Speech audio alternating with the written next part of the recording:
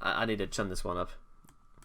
Hello YouTube, and welcome back to the Zone, where today, ladies and gentlemen, we're gonna do a little bit of a binge session here, because you know what? It's so grey outside, and there's nothing but rain outside. That you know what? We're literally gonna just spend a whole day just relaxing and checking out some stuff on Down the Rabbit Hole. So it's educational as well as refreshing.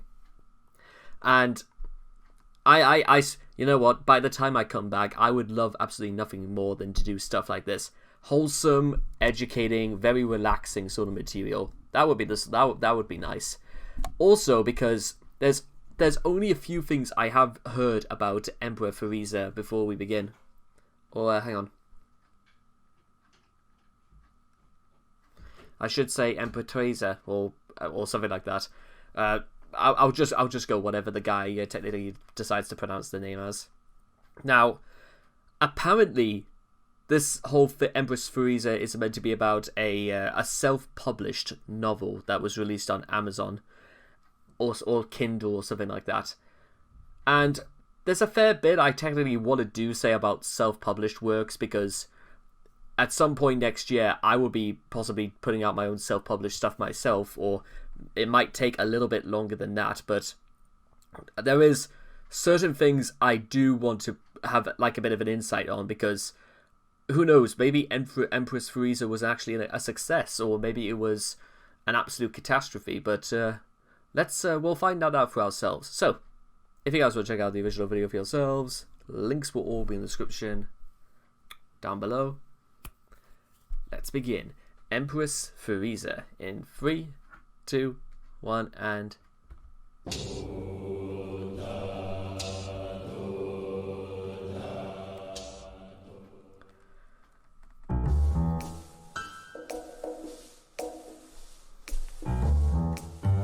In late 2013, a man named Norman Boutin self-published a book on Kindle entitled Empress Theresa. The book's page on Amazon was striking, with an amateurish cover depicting a woman of indeterminate age in a collage-style drawing. The description was particularly strange, extolling the virtues of the main character and the gripping quality of the novel itself in poor grammar and spelling. The opening of the summary reads, quote, "A teenage..." Actually, I'll tell you what, let's read the whole thing for ourselves. Let's see. A teenage Catholic girl from Massachusetts acquires limitless power over the whole world. What she will do with it? What would you do with it? Napoleon was intellect without conscience, with disastrous results. Theresa is conscience leading intellect with magnificent results. I am very simple. I follow my conscience. I am what I do. On page 1, Theresa sums up the human situation in a single sentence. We've lost in this confusing world unless we follow the directions of its maker. Not too sure about that. Well, not really, actually. That's maybe sort of like a slightly religious bias possibly there. You want a strong female lead? Try Empress Theresa. That's not really for you to decide, Norman. That's for us to decide whether Theresa is technically strong, or, you know, a strong female lead. Hell, the guy who came up with Wonder Woman didn't say that Wonder Woman was the strongest female lead of them all, because we've decided that for ourselves and stuff like that. After reading page 1, no, never mind that, after reading the second paragraph on page 1, you know nothing will stop this girl. Oh, I bet. In the cultural wasteland of today's heartless media, Empress Theresa is a breath of fresh air. Show it to your 8-year-old daughter and show it to your grandmother. They'll both not entirely sure if that's... So, it's not a very specific demographic there. Empress Theresa is a very different kind of story, incorporating situations never seen before. It is a beautiful story in how Theresa deals with her impossible problems and how people react to her. It is full of meanings, for Theresa doesn't act like this world is all there is. Okay, if you went to a publicist and put this almost this tagline or this selling point in front of them, they would show you out. I'm putting it out there. I was sure I was immortal, and that gave me courage. Okay, maybe the last part there I kind of like. I was sure I was immortal, and that gave me courage. Whether or not that's a Bible verse, I don't technically know. In poor grammar and spelling. The opening of the summary reads, quote, "A teenage Catholic girl from Massachusetts acquires limitless power over the whole world. What will she do with it? What would you do with it?" It goes on to posit that, quote, "You want a strong female? Try Empress Theresa. After reading page 1, no, never mind that. After reading the second paragraph on page 1, you know nothing will stop this girl." He goes on to describe her as heroic, honest, courageous, brilliant, loved by everybody, even China wants her to take herself out of danger, happily married, powerful but harmless, thoughtful of others' welfare, not just her own, a believer in God, and an inspiration to the young and old. He closes by stating that, quote, "Empress Theresa is what some people would consider impossible, a book about a good girl with no sex, foul language, or violence, but still giving the reader an action-filled, fascinating story," unquote. That's like I reckon if somebody published a dictionary in the future and they had to fill in a description for the word oxymoron, you might possibly use an example of that, because no foul language, sex, violence, but action-filled. I think what he's technically trying to say is maybe it's more of a thriller-based story, but I don't know. Because the grammar is not only poor, but it's a little bit confusing. But still giving the reader an action-filled, fascinating story, unquote. On March 14th, 2014, a 464-page print version of the book appeared on the Amazon listing with an updated cover. Farther down the page is Norman's biography. It gives little concrete information about him, but it does offer the claim that Norman worked on the novel for 20 years and that he, quote, "rejected 100 ideas over the years, keeping only the very best."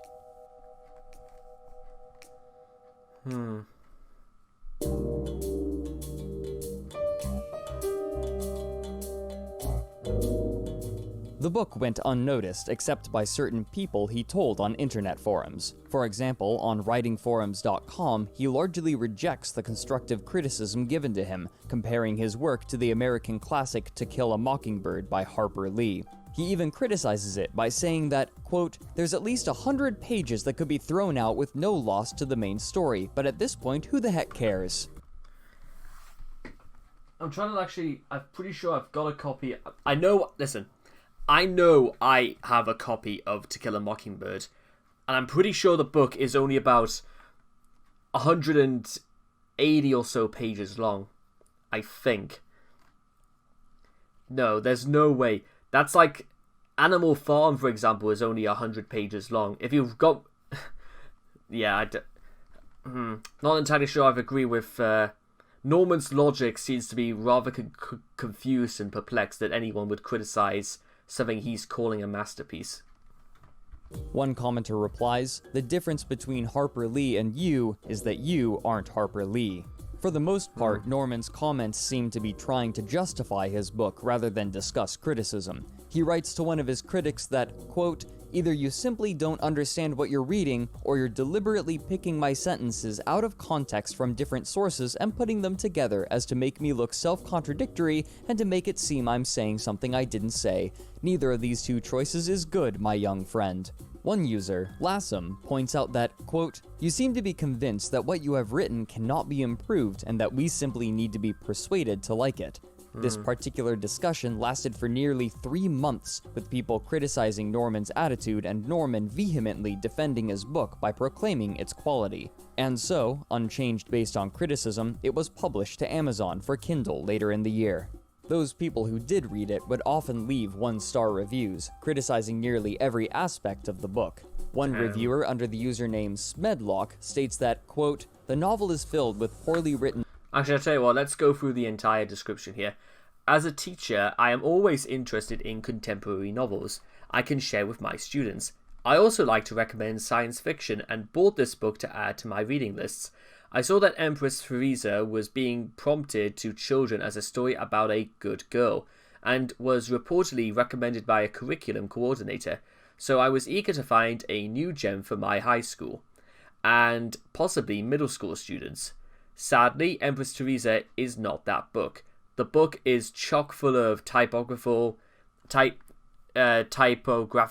incorrect anecdotes and punctuation errors. Incorrect dialogue punctuation is consistent throughout the book. Never the examples you want to set for young readers. The novel is filled with poorly written dialogue, awkward descriptions, and erroneous character reactions. While I dislike long run-on sentences, this novel is stuffed with the short, choppy variety which make reading a chore. Wow. A cover can make or break an independently published book, and this cover is especially unappealing. I presented the cover to 20 high school students and asked if they would purchase the book based on the cover. Not a single student was interested. Most said they wouldn't give the book a second look. They referred to the cover as bland, misleading, and amateurish. Bottom line, this is not a book for children or teens, nor one that would appeal to many adults. There is more detail below if you are interested. There is a disturbing quality to the main character, Theresa. While the story idea might have been good in the hands of a practiced writer, and a heroine with superhuman strengths and abilities is attractive to many teens, this novel is just an unappealing retread of the Diana Prince Wonder Woman story. One student was interested in the story until he learned an alien life form gave Theresa her superhuman capabilities. He lost all interest at that point.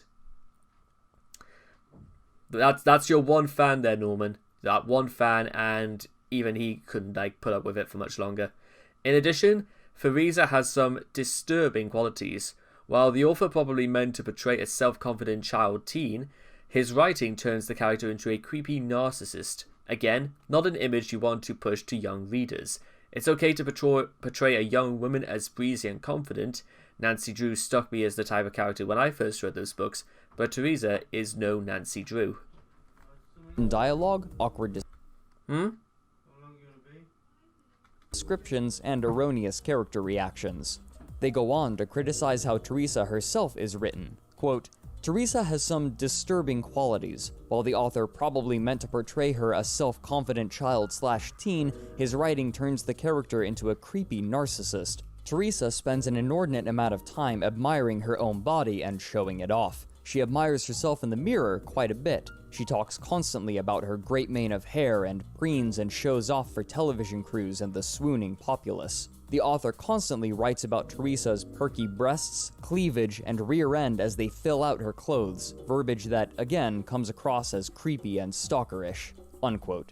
Another reviewer, Ravi P. Rajkumar, writes that Empress Theresa is not a bad book, neither is it a terrible book. It is one of those things that convinces me of the infinite mercy of God. Anything less than infinite mercy would have incinerated this book before it was unleashed on an unsuspecting public.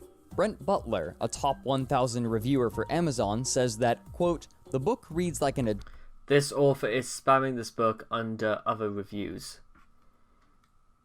Adult man trying to write in the voice of a young girl. Evidently, he thinks 10-year-old girls speak in short, choppy, awkward, irritating sentences. Nothing about this first-person narration rings true.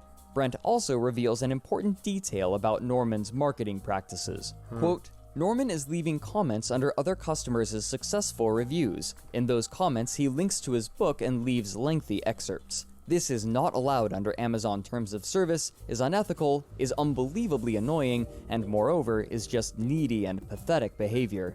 A few 5-star reviews exist on the page, but their sincerity is questionable. Matthew Asnip writes, I have the paperback edition. For years I have had a small but embarrassing problem with acne. After rubbing this book over my face, all those problems went away, and they have stayed that way. Plus, the house has smelled pine fresh ever since we opened the box the book came in.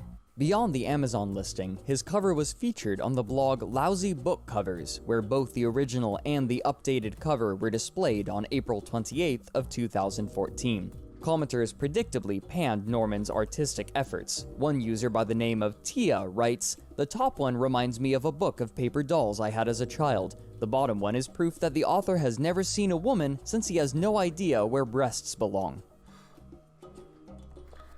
I was about to say they look like they belong under. They look like he meant to draw them underneath their armpits. No idea.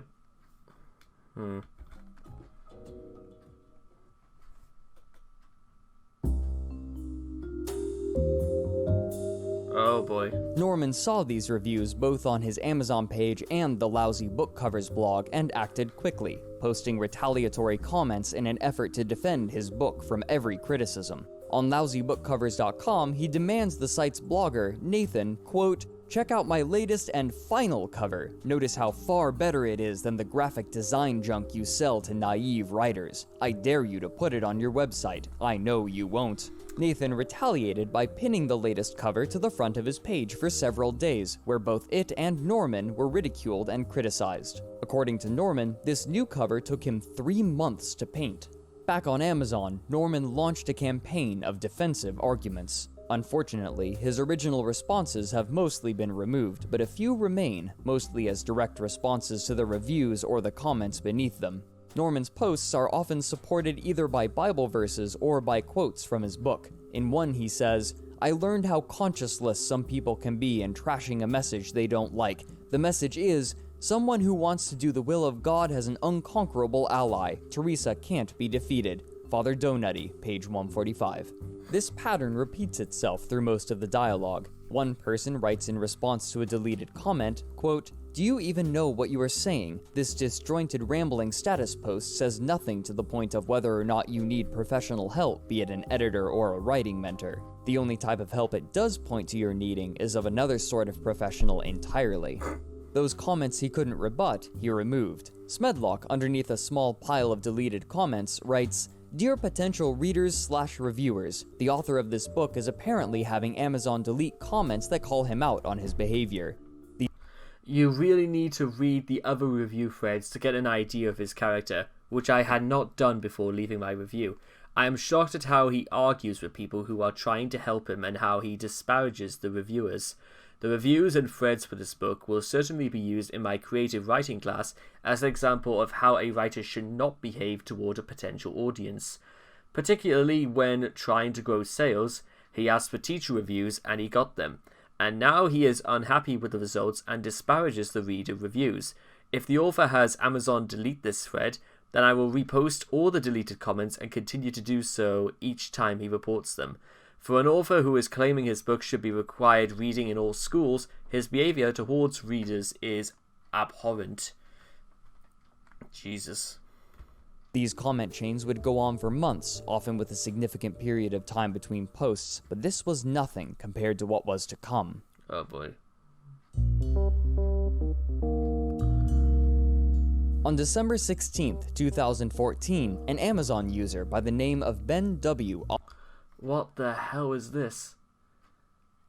What would you do with a 400 plus page rough draft presented as a finished work? Oh my goodness. Right, you know what? Screw it. We're going to read through this. Let's see what Ben W. actually has to say, because this looks about as detailed as it could possibly get. The plot of Empress Theresa is that the eponymous character at age 10, apparently she's meant to be 10 years old, has a mysterious ball of light from outer space enter her body. After that, she realizes that she has various powers, such as super strength and a heightened ability to target her shots. Sounds like a pretty decent, right? That an average everyday girl is suddenly thrown into a situation that complicates matters has been done in many young adult indie titles, as well as more mainstream works such as the Twilight books. So how is the author's treatment of the subject matter here? Unfortunately, as often happens, everything boils down to the delivery. Some of the main problems are as follows. 1. None of the characters really feel like you can relate to them. No one stands out. If you were to give me a list of characters and ask me to list traits that stood out from each one, I honestly wouldn't be able to. A lot of times, the author will simply tell you traits. Steve is like this, Jack is like this, etc., etc., rather than develop them through the character's speech and actions, hence violating the old rule of show, don't tell. One character that hangs out with Theresa and gets to know her later disappears and is presumed killed by the government, and yet no one shows any remorse or concern about her. It's just, oh, she disappeared. Moving on. And everyone moves on with their lives. Honestly, even I didn't miss her, because I didn't really know anything about her other than she existed. She gave some exposition, and then left to be replaced by another characters who also give exposition. This thing keeps dodging like that. 2. A lot of this book is unintentionally hilarious. For example, the secret government organization monitoring Theresa is called the Office of Orbital Phenomena Surveillance, or OOPS. Yes, that's right, it's called OOPS. And no, that's not a joke, it's absolutely serious. Or at the very least, it's treated seriously. If the author intended it to be a joke, then I'm afraid he failed at establishing this. Then you have the Prime Minister, known as Peter Blair. I'm supposing he couldn't just use the word Tony Blair.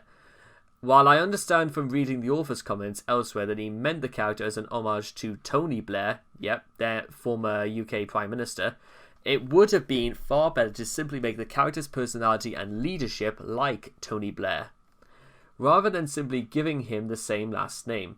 People are going to notice it, and he's going to come across as a joke rather than a serious character. Then there's the fact that all the government agents following Theresa make it really obvious they're doing so. They are literally just going up to her house and parking outside, or down the street in plain view. In fact, it's so obvious that in one chapter, campus security captures them.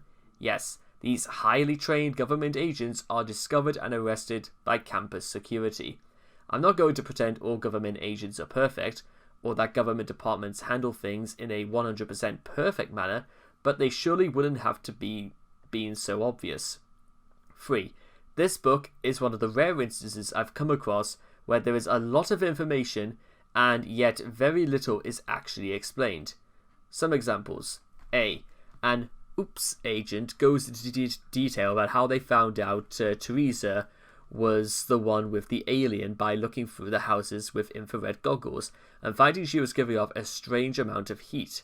Yet it's never explained how they knew she would give off heat, let alone how they knew that one of the traits of the alien. B. OOPS says that they knew Theresa was aware of the alien in her because she rented 2001: A Space Odyssey, but it's never explained why that's significant. C. The Pope is said to be interested in Theresa's case, going so far as to pay for her funding at Boston College, yet it's never explained just why the Pope is so interested, or why he buys into this. In fact, it's never made clear why other government officials, like the Canadian or British Prime Ministers, are so interested or willing to believe in Theresa's story, other than the story says they do. D. Theresa is saved from her attempted execution because a bunch of Coke bottles she kept from her brief visit to a vending machine during her transfers. Never mind why they would permit her to lug a bunch of Coke bottles around, or why they would permit her to bring it into an F-22 Raptor. E. When police are investigating Theresa's kidnapping, they find a random file on her computer entitled Mission Impossible, which is a bunch of mathematical codes. Somehow they knew this is relevant, so much so that 4 math professors are called in to examine the file. How did they know it was relevant? How did they know, in the midst of a kidnapping investigation, that a bunch of mathematical codes on a random computer file would somehow be a key to the mystery? This isn't explained. It's simply introduced and followed through. 4. There are some parts of this book that simply do not make any sense. 2 big examples. A. The President of the United States wants to basically blow up an 18-year-old girl with an A-bomb, essentially because a strange thing from outer space, which few people know about, hasn't spoken yet. In fact, he thinks this is such a a sound idea, that he declares it to everyone on national television after the event happens. All this despite the fact that a government official later states that regarding the alien, we still don't know if this was true or a little girl's imagination. B. Throughout the way to Theresa's execution, every effort is made to keep her comfortable and make sure nothing happens to her. She's fed, she's given clothes to wear to keep her warm in the F-22, and she's kept bound during hard landings so her bones don't break. All of this to make sure she's perfectly comfortable before the A-bomb goes off. Wait, what? If there was some logical explanation for why they were so worried about killing Theresa before they killed her, then, once again, the author doesn't explain it. 5. The author has, in his introduction and elsewhere, in particular Catholic Answers Forum, where he is now banned, treated this as if it's a giant spiritual allegory akin to Pilgrim's Progress. However, as has been pointed out by other reviewers, Theresa is hardly the model for a good Christian girl. She dates men simply to be social, knowing there's nothing compatible. She dresses in a sexy outfit to make her cheating boyfriend Jack jealous, and when another boy named Steve sees her instead, she's not embarrassed in the least. In fact, she walks downstairs and, in front of all the other boys, parades herself in that sexy outfit. Then she wears a wedding dress which shows off her cleavage and receives attention from people at her wedding because of it. And once again, she doesn't show any sign of remorse or shame. Every time she did something like this, all I could think was, our good little Catholic girl, something hilarious. Later on, people will start saying that Theresa is the most perfect girl in the world. No, she's not. She's tempting other men, leading them on. I'm not saying that makes her Hitler incarnate, but that makes her far from the most perfect person on the planet.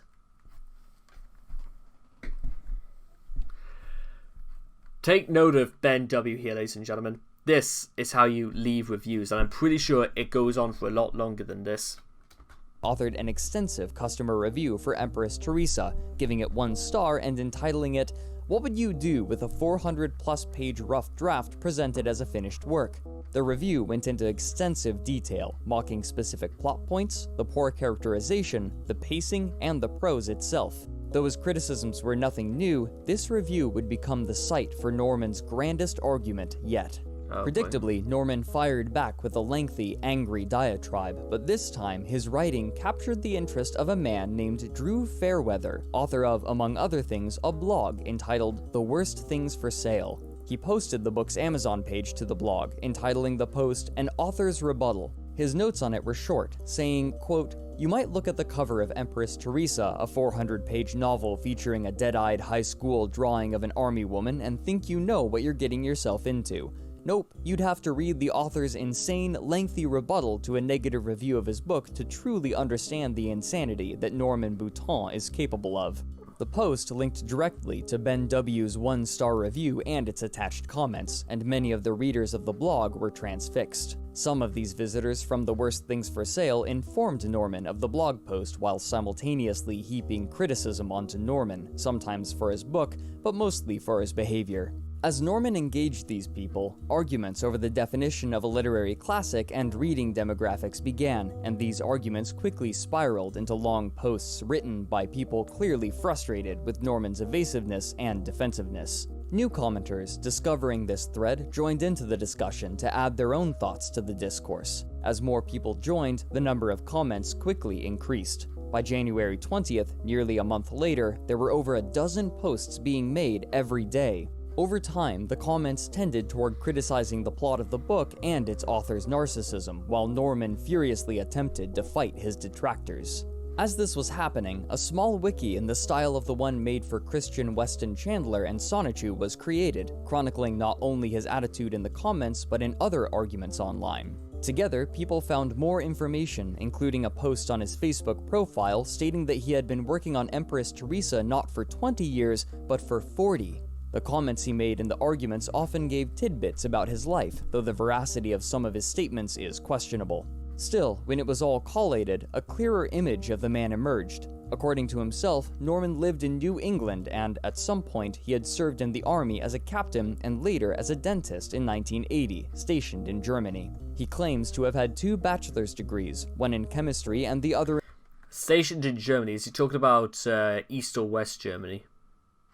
in nursing, and that he had an IQ of 136. He also claims to have worked as a computer programmer for 8 years. The commenters remained dubious about many of his statements, however, as they quickly exposed his habitual lying. For example, he would claim that people made edits to their post to make him look bad, while the timestamps on the post showed that no edit had been made. To cover up his lies after they were discovered, he would delete comments and claim ignorance. This argument continued for nearly 7 months, with people coming and going, while a small contingent of commenters remained from the day the book was posted on Drew Fairweather's blog. Today, many of those posts Norman hasn't deleted were edited so that his original statements have been changed to Catholic truisms and quotes from the book, closing with his words, "Theresa trusts God. She achieves her true self as intended from eternity. She is a winner." The replies of other commenters, however, remain, and they show that Norman was still arguing issues of plot with his detractors.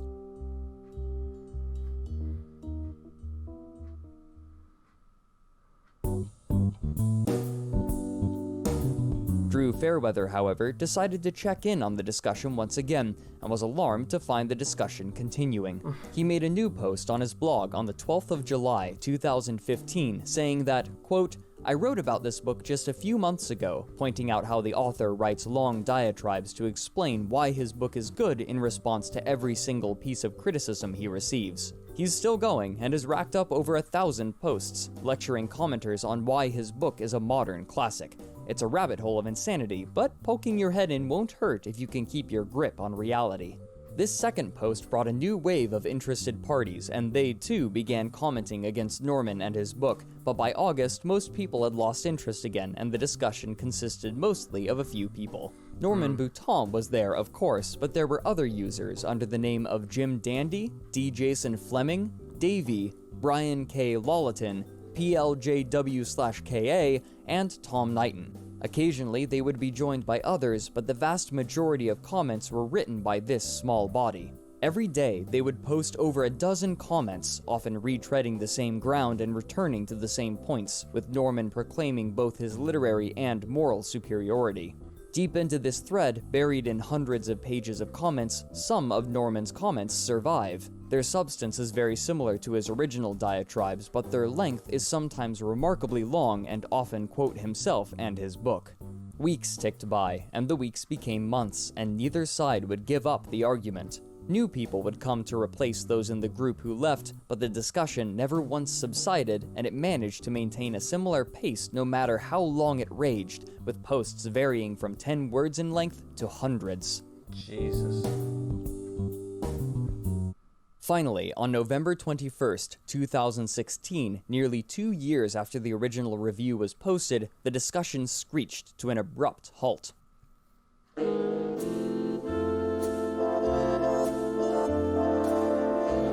What none of the commenters seemed to know was that each review was only allowed to have 10,000 comments on it, and so, when this limit was reached, the thread automatically locked. Whether these people moved their argument to a new forum or not is uncertain, but if they did, they left no trace of their new sparring location. Another harsh and lengthy review was posted on April 16th, 2017, but as of this video's production, there has been no reply from Norman or any of the original argumentative crew. Still, much of the circular argument remains on the Amazon page, a relic of a strange and absurd clash of egos.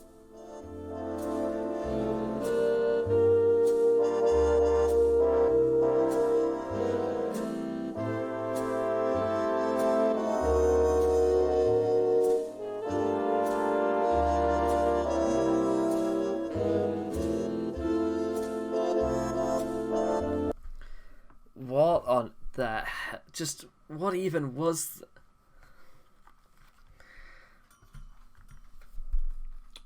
okay. You know what? I'm just gonna do a little quick thing I want to check out.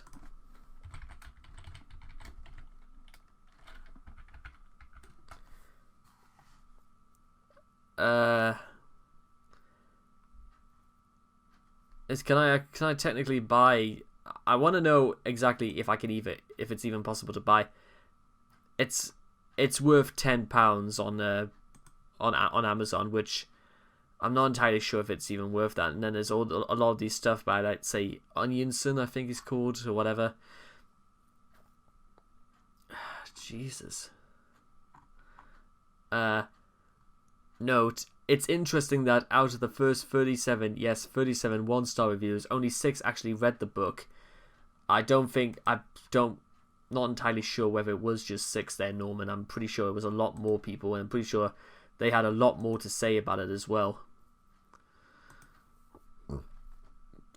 Wow. So anyway, guys, that was Empress Theresa by Down the Rabbit Hole. I was thinking to myself, ironically, at some point when I was going through this, and about some of my works that I was going to have published, well, self-published on Amazon or stuff like that. And ironically, the first part of my first book was going to be around about, I think I was going to say like about maybe the 600 or so mark. And then what happens is that I would go into the drafts and maybe I would sort of like correct a few errors and stuff like that, and maybe possibly cut down a few things, but I sort of like had these things pre-planned anyway. Like I'd written down exactly where I wanted like plot points and what significance characters were going to have and stuff like that.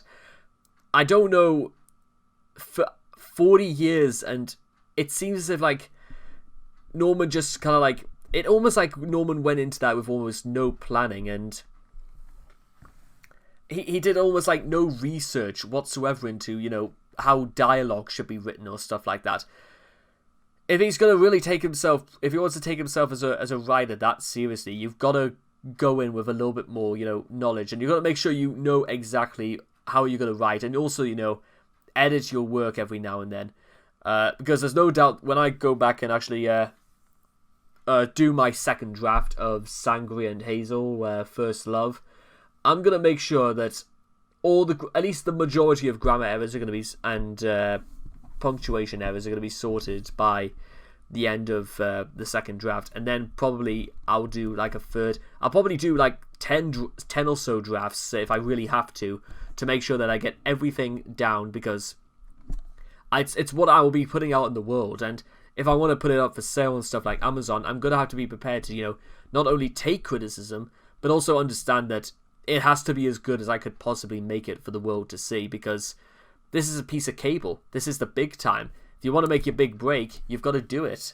But here's the thing. Self-publishing and all that, but I would actually like to go to a publicist myself, like W.H. Smith or Penguin or stuff like that, to have my stuff published. But I feel as if like publishing my full novel might be a bit tricky, so what I might actually have to do, maybe in some cases, I'd write shorter material, submit them to competitions to make sure that, you know, people understand that I have experience, or maybe it would just be better if I like self-publish them on Amazon and stuff like that, just to find out exactly just for the feedback, because the majority of what I release anyway is largely for feedback.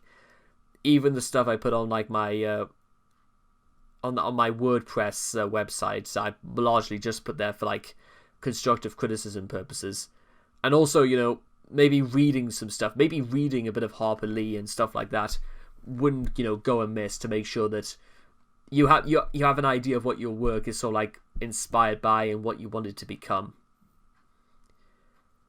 That's maybe doing that wouldn't be such a bad idea.